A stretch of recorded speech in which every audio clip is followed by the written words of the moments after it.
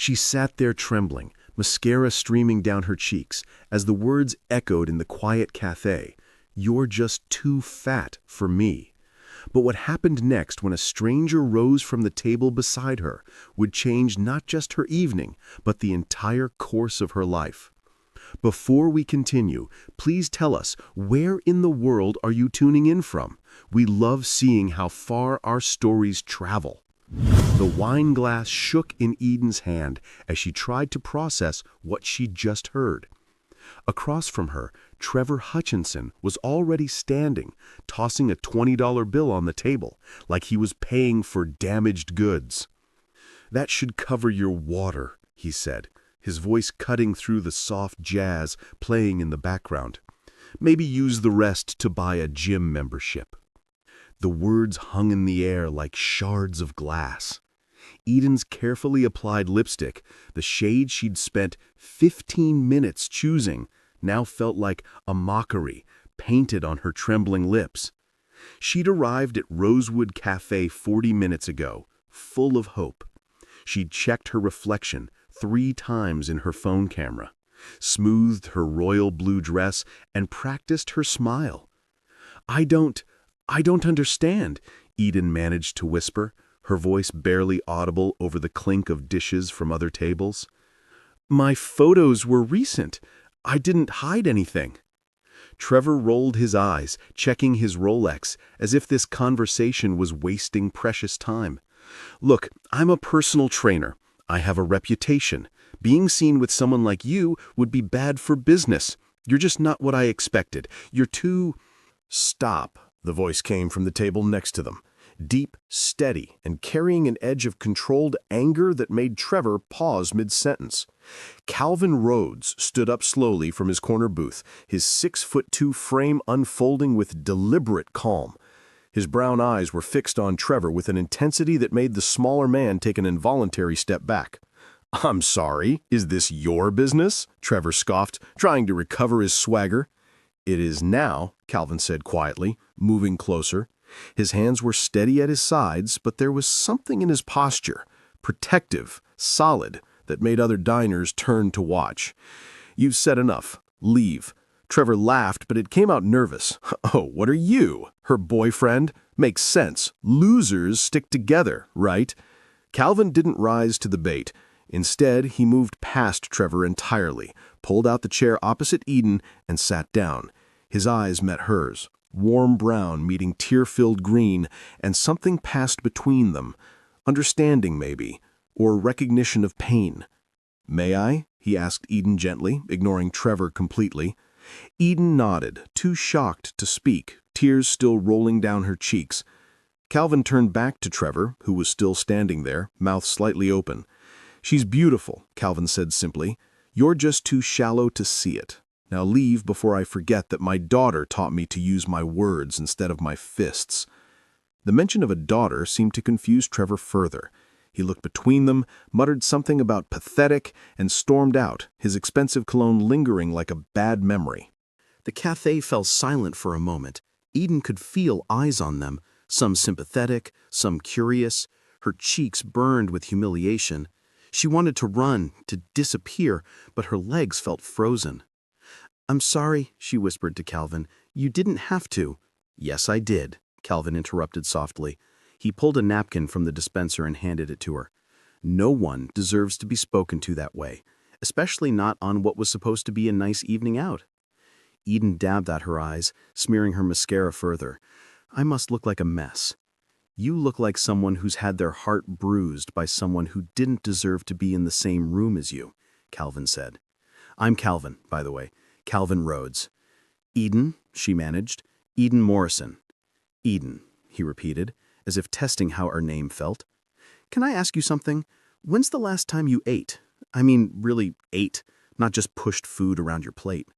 The question was so unexpected that Eden almost laughed. I ordered a salad earlier, but you were too nervous to eat it. First date nerves. I remember those."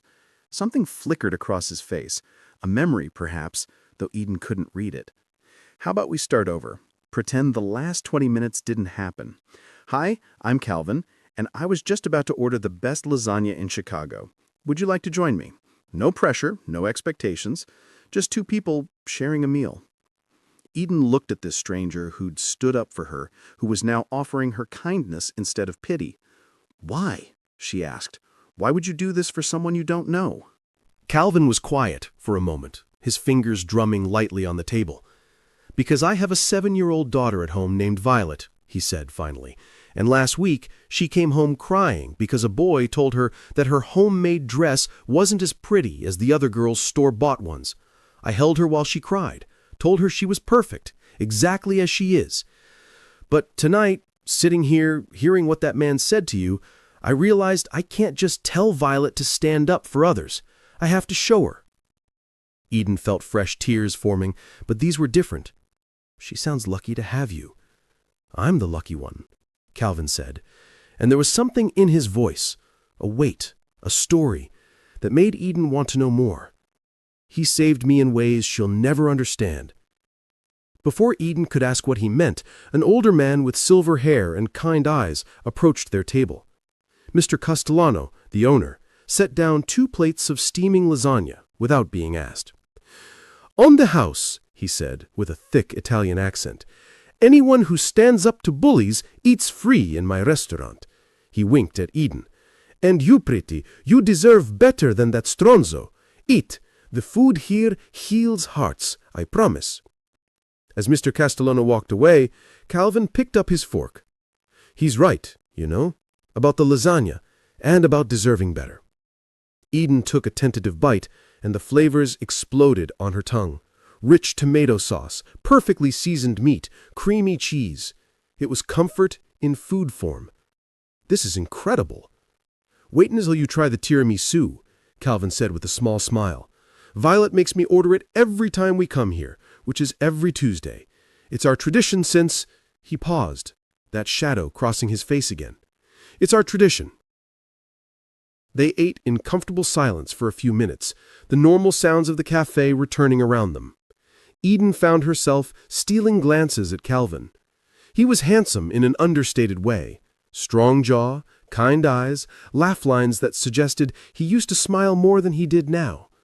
There was a pale band of skin on his ring finger, where a wedding ring used to be. Can I tell you something? Eden said suddenly. This was my 3rd first date in 2 years. The first guy told me I'd be prettier if I lost 30 pounds. The second one spent the entire dinner showing me photos of his ex-girlfriend, who was a fitness model. Calvin set down his fork. Can I tell you something in return? Those weren't dates. They were auditions with men who think women are accessories.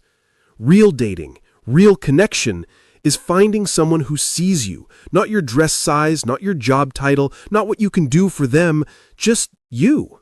Speaking from experience, Eden asked gently. Calvin's hand unconsciously went to that pale band on his finger. My wife, Brooke, used to say that love wasn't about finding someone perfect. It was about finding someone whose imperfections you could live with, and who could live with yours. He took a breath. She passed away 18 months ago. Complications during routine surgery. An allergic reaction no one could have predicted. Eden's hand moved across the table instinctively, stopping just short of his. I'm so sorry. She would have liked you, Calvin said, surprising himself with the admission. She was a pediatric nurse, actually, always standing up for kids who couldn't stand up for themselves. I'm a pediatric nurse, Eden said softly, at Children's Memorial. Calvin looked at her with renewed interest. Really? That's where Brooke worked. 3rd floor, oncology. I'm on the 5th floor, NICU, Eden said. I probably passed her in the elevators 100 times. They both sat with that strange coincidence for a moment. The world suddenly felt smaller, more connected. Tell me about Violet, Eden asked, wanting to see the light return to his eyes. And he did. Calvin's entire demeanor changed when he talked about his daughter. She's 7 going on 35, loves art, hates math, insists on wearing tutus to grocery stores. She's teaching herself piano from YouTube videos because she wants to surprise me for my birthday. I pretend I don't hear her practicing when I'm cooking dinner. I found myself genuinely laughing for the first time all evening. She sounds amazing. She is, but it's been hard. She asks about her mom less now, which somehow hurts more. Like she's forgetting, or trying to protect me by not bringing her up.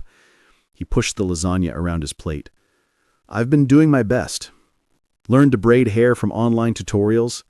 Figured out the difference between ballet and tap shoes. But there are things I can't teach her. Things only another woman could.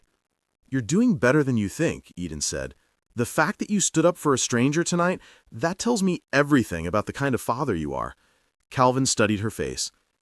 Can I confess something? I've eaten here every Tuesday for 6 months. Same booth, same meal. This is the first time I've had a real conversation with anyone besides Mr. Castellano. Why Tuesdays? It was Brooke's favorite day. She said Mondays were too harsh, Wednesdays were too middle, and Fridays were too expected. But Tuesdays were full of possibility. He smiled sadly. We had our first date on a Tuesday. Found out we were pregnant on a Tuesday.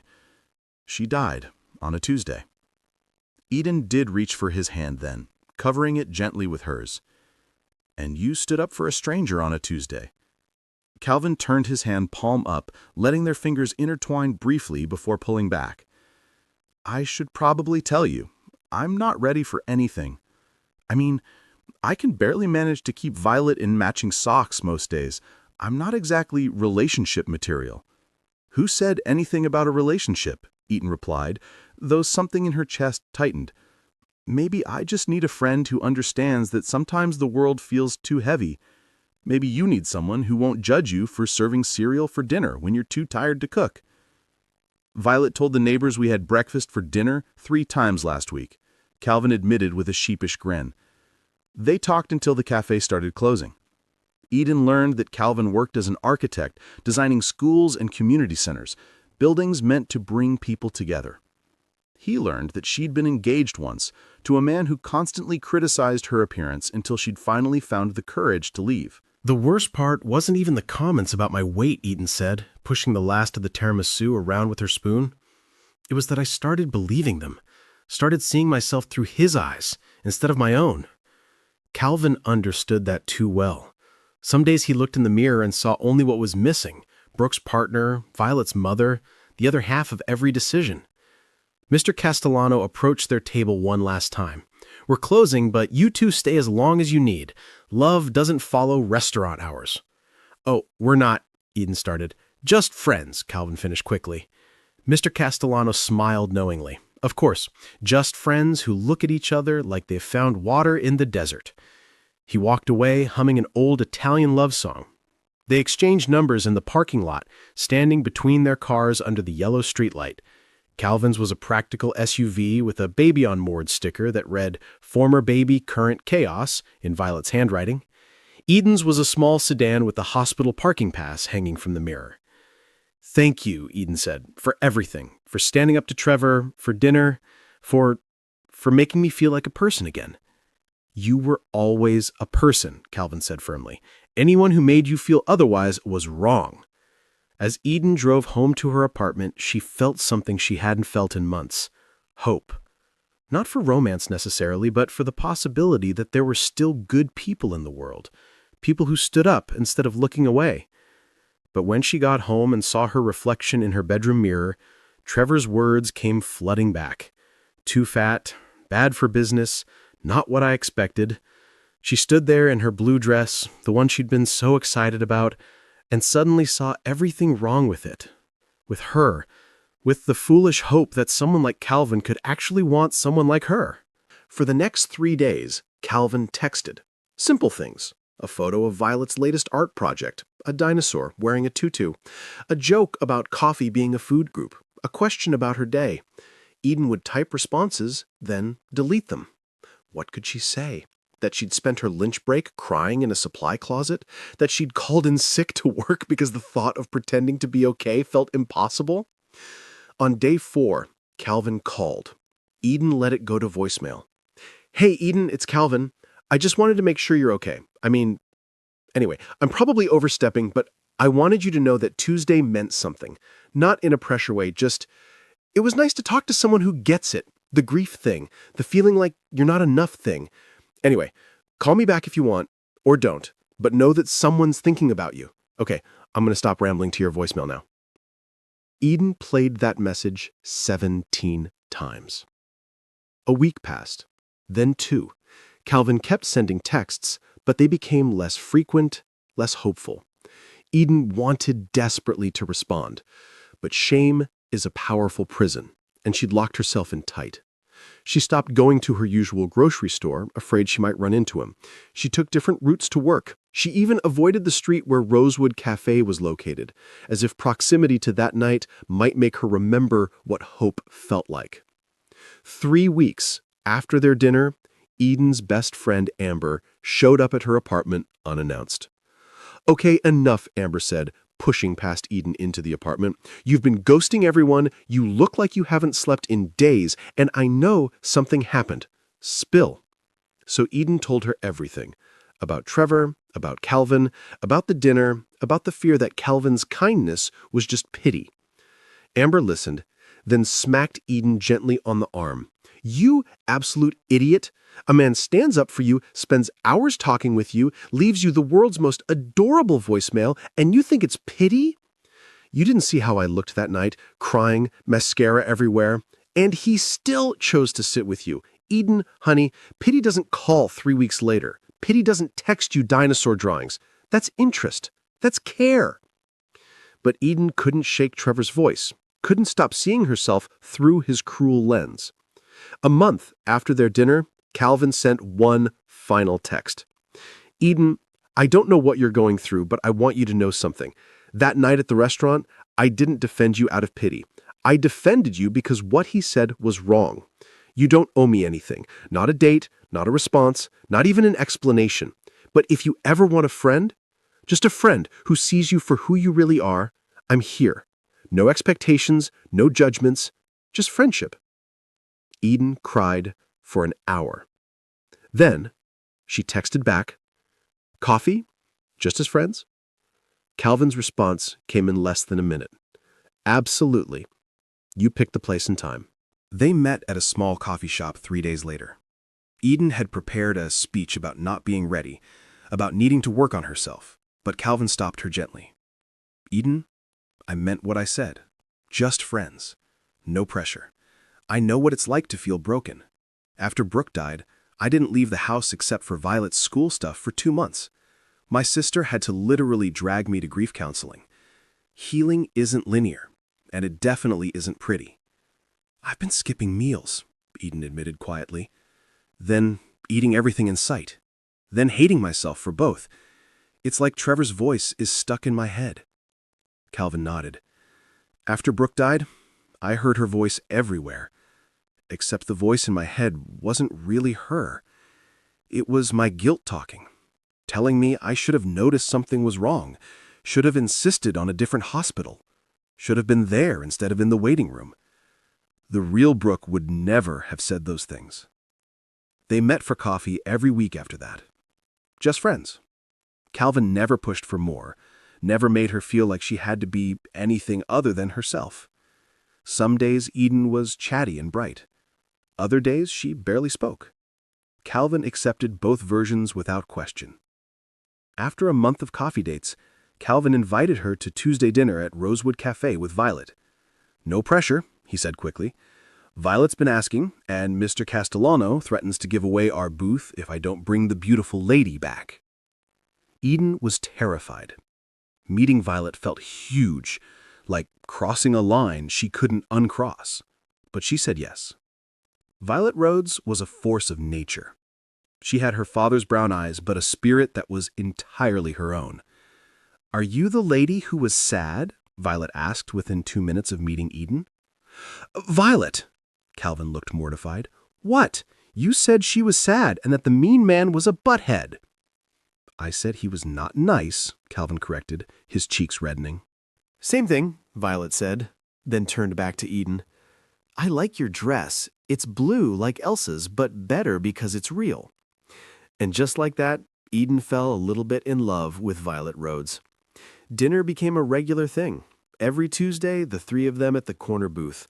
Violet would chatter about school, show Eden her drawings, demand that Mr. Castellano judge whose pasta eating style was funniest. She never asked why Eden was there, never questioned the relationship. To Violet, Eden was simply someone who belonged at their table. "My mommy's in heaven," Violet announced one Tuesday, apropos of nothing. "Daddy says she watches us and makes sure we're okay." Eden glanced at Calvin, who looked frozen. "I'm sure she does," Eden said carefully. "Do you think she'd like you?" "I don't know," Eden answered honestly. Violet considered this. "I think she would. Daddy smiles more when you're here. Mommy always wanted Daddy to smile." Calvin excused himself to the bathroom, but Eden could see him wiping his eyes as he walked away. 3 months into their friendship, Eden had a bad week. A patient at the hospital, a premature baby she'd been caring for, didn't make it. The parents' grief triggered something in her, a rawness she thought she'd been managing. She canceled Tuesday dinner, saying she was sick. Calvin showed up at her apartment with soup. "I'm fine," Eden said through the door. "No, you're not, and that's okay. You don't have to let me in, but I'm leaving the soup outside. It's from Mr. Castellano. He says it cures everything except heartbreak, and even then it helps a little." Eden opened the door. She looked terrible, unwashed hair, red eyes, wearing the same pajamas for 3 days. "I lost a patient," she said simply. Calvin set down the soup and hugged her. Not a romantic hug, not a careful hug, but the kind of hug that holds you together when you're falling apart. Eden sobbed into his shoulder, and he just held on. "The worst part," Eden said later, sitting on her couch with the soup between them, "is that the mom looked at me like I should have saved him, like I failed. And maybe I did." "You didn't fail," Calvin said firmly. "Sometimes horrible things happen despite our best efforts. Trust me, I've become an expert in horrible things that couldn't be prevented." They sat in comfortable silence, sharing soup and grief. "Can I tell you something weird? Sometimes I think Trevor did me a favor. If he hadn't been so cruel, you wouldn't have come over. We wouldn't be friends." "We would have found each other somehow," Calvin said with surprising certainty. "Violet says you were meant to be in our lives. She's usually right about these things. She predicted the neighbor's pregnancy and the school hamster's escape." Eden laughed, the first real laugh in days. "She's something special. She gets that from her mom." Then he paused. "But also from surviving loss. Kids are resilient in ways adults forget how to be." 6 months after that first Tuesday at Rosewood Cafe, Eden realized she'd fallen in love with Calvin. It wasn't dramatic or sudden. It was quiet, like finally noticing the sun had risen after a very long night. She loved how he danced terribly to Violet's favorite songs in the middle of Mr. Castellano's restaurant, not caring who saw. She loved how he still wore his wedding ring on a chain around his neck, not ready to let go completely, but moving forward anyway. She loved how he texted her bad architecture jokes and remembered how she took her coffee and never once, in 6 months, commented on what she ate or didn't eat. But more than that, she loved who she was becoming around him.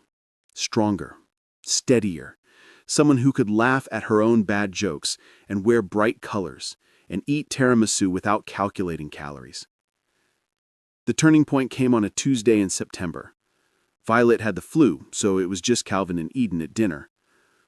"I have something to tell you," Calvin said, nervously fidgeting with his napkin. "I've been seeing someone." Eden's heart stopped. She forced a smile. "Oh, that's great. Who?" Calvin looked confused. "What? No? I mean, seeing a therapist. About moving forward. About—" He gestured between them. "This.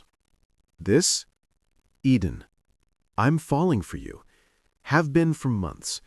But I needed to make sure it wasn't just loneliness, or Violet needing a mother figure, or me trying to save someone because I couldn't save Brooke. My therapist says those would all be wrong reasons." Eden could barely breathe. "And what did you conclude?" "That I'm falling for you because you're you. Because you make Violet laugh. Because you understand that grief doesn't have an expiration date. Because you're the first person I want to tell when something good or bad happens.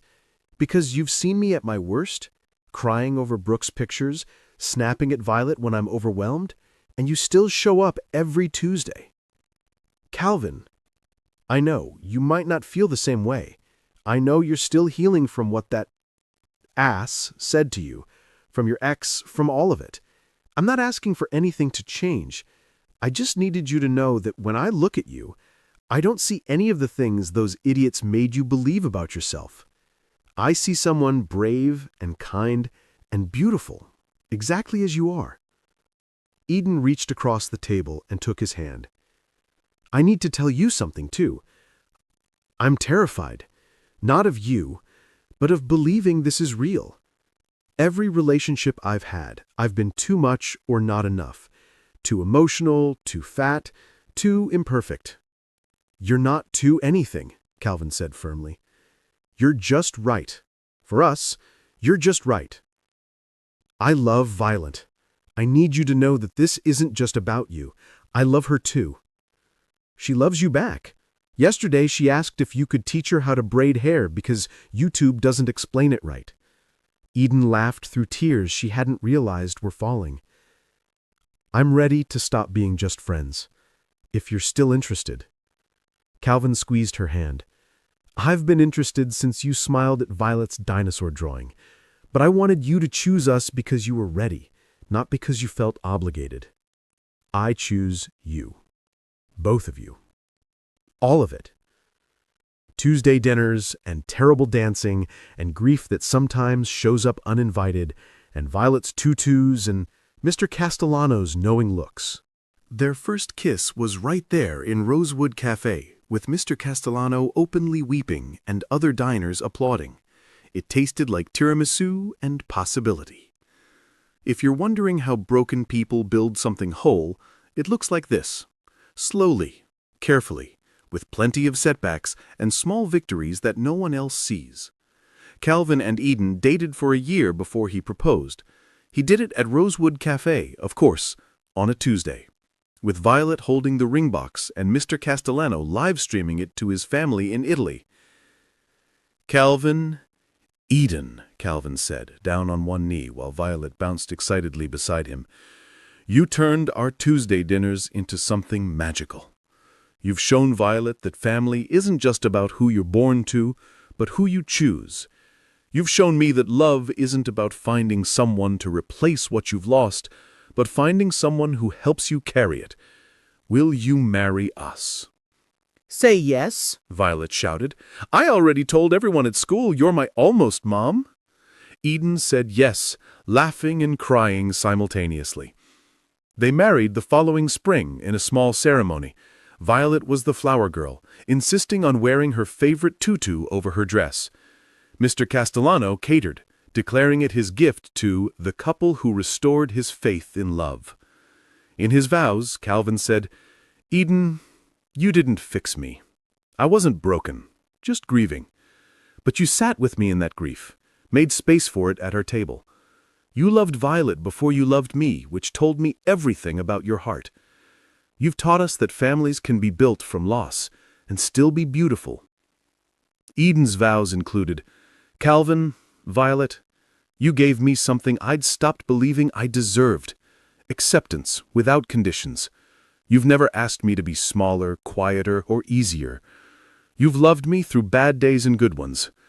Violet, thank you for sharing your daddy with me, and for teaching me that tutus make everything better.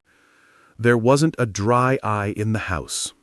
Today, 4 years later, they have Violet, now 12 and fierce in her defense of anyone being bullied, and twin boys, Marcus and James, who are 3 and believe their biggest sister is an actual superhero.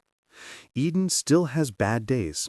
Sometimes she looks in the mirror and hears Trevor's voice, but then Calvin will wrap his arms around her from behind and whisper all the things he loves about her body.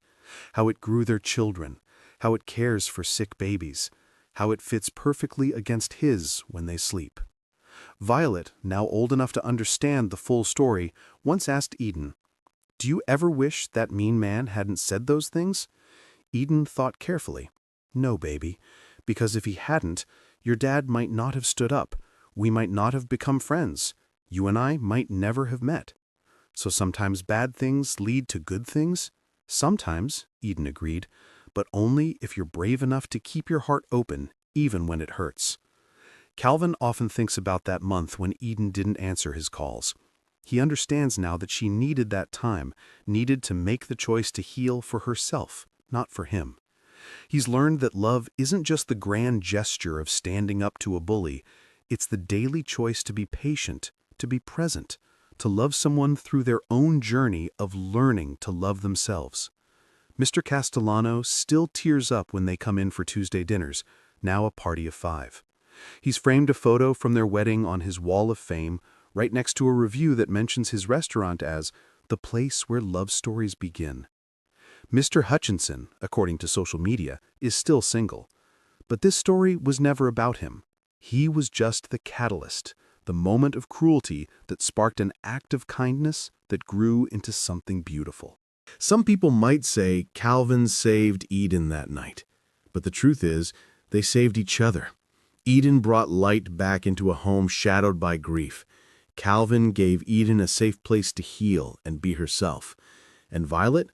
Violet got a mom who chose her, who shows up for every recital and school play and Tuesday dinner, who proves that families aren't just made by blood, but by choice and commitment and love that sees past the surface to the soul beneath.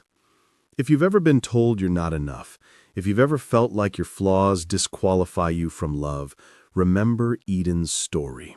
Remember that somewhere, someone is waiting to love you, not despite your imperfections, but because your imperfections make you real, make you human, make you exactly who they need. Love doesn't always come when we're ready for it. Sometimes it shows up when we're at our lowest, wearing a stained shirt and no makeup, crying over the cruelty of strangers. Sometimes it looks like friendship first, like patient texts and Tuesday dinners and someone who sees you, really sees you, and doesn't look away. Calvin still keeps that first receipt from their dinner, the one Mr. Castellano refused to let them pay. On it, Calvin had written, "The night everything changed." Eden found it once while organizing his desk and added her own note, "The night I started believing in good people again." They've shared their story with others now, especially Rhodes' friends who come to her when they're being bullied about their weight or appearance. Calvin and Eden open their home, serve Mr. Castellano's lasagna, he delivers, and remind these young girls that their worth isn't determined by the cruel words of small-minded people. Last month, a young woman approached Eden at the hospital. "Are you the Eden from Rosewood Cafe, the one whose husband stood up to that terrible guy?" Eden smiled. "How did you know?" "Mr. Castellano tells everyone that story. I just wanted to say, I was in a similar situation last week. A guy told me I was too ugly to date. But I remembered your story, and instead of believing him, I stood up and left. I'm worth more than that." "Yes," Eden said, hugging this stranger, "you absolutely are." That's the thing about kindness. It ripples outward in ways we never see. Calvin's decision to stand up for a stranger created waves that are still moving through the world, touching lives, changing stories, reminding people that they deserve to be defended, to be chosen, to be loved exactly as they are. Every Tuesday, when the Rhodes family enters Rosewood Cafe, Mr. Castellano rings a little bell he keeps by the register. Regular customers know what it means. The couple who proved love stories can begin with tears and end with joy has arrived. Sometimes tourists ask about it, and Mr. Castellano tells them the whole story, embellishing a little more each time. Love, he says in his thick Italian accent, doesn't always look like movies. Sometimes it looks like shedding soup when you're sad. Sometimes it looks like patient friendship. Sometimes it looks like standing up for a stranger because it's the right thing to do. Violet, wise beyond her years, recently wrote an essay for school about her family. In it, she wrote, "My first mom gave me life and taught me to be brave through how she lived. My second mom chose me and taught me to be brave through how she loved. My dad taught me that the smallest act of kindness can change everything. We're not a perfect family, but we're perfect for each other." Her teacher cried reading it. So did Eden when Violet brought it home. As for Calvin and Eden, they've learned that love isn't about finding someone without baggage, it's about finding someone whose baggage fits well with yours. They've built a life that honors the past while embracing the future, that makes space for grief and joy simultaneously, that proves broken hearts can heal stronger than before. Sometimes Eden still struggles with her body image. Sometimes Calvin still dreams about Brooke and wakes up feeling guilty for being happy. Sometimes Violet wishes she could remember her birth mother better, but they've learned that loving someone means loving their ghosts too, making room at the table for all the parts of their story. If you take anything from this story, let it be this: you are not too much, you are enough. You are exactly right for someone who will see your worth, who will defend your dignity, who will choose you again and again, on good days and bad ones. Love doesn't always announce itself with fireworks. Sometimes it's as quiet as someone saying, "May I sit?" when the world has been cruel. Sometimes it's patient friendship that slowly becomes more. Sometimes it's choosing to believe you deserve kindness, even when cruel voices in your head say otherwise. But this story isn't just about finding a good man. It's about Eden finding herself, finding her worth, finding the courage to believe she deserved love. It's about Violet finding a mother who chose her. It's about a family built from loss that became something beautiful. The last thing Calvin said to Trevor that night was, "She's beautiful. You're just too shallow to see it." He was right. Eden was beautiful, not because of her dress size or despite it, but because of her kindness, her resilience, her ability to love even after being hurt. Trevor couldn't see it because he was looking at the surface. Calvin saw it because he was looking at her soul. And that makes all the difference. So if you're watching this, wondering if you'll ever be enough, if anyone will ever see your worth, remember Eden's story. Remember that Tuesday at Rosewood Cafe. Remember that sometimes the worst thing that happens to you becomes the door to the best thing. Your Tuesday is coming. Your Calvin or your Eden is out there. Your Mr. Castellano is keeping a table warm for you. Your Violet is waiting to love you unconditionally. Don't give up. Don't let the Trevors of the world convince you that you're too much or not enough. You're exactly right for the life that's waiting for you, for the love that's looking for you, for the family you're meant to build or find or become. Friends, if this story touched your heart the way it touched mine, if it reminded you of the power we all have to change someone's life with a simple act of kindness, please don't just watch and walk away. Hit that subscribe button and join our Ever Bells Stories family.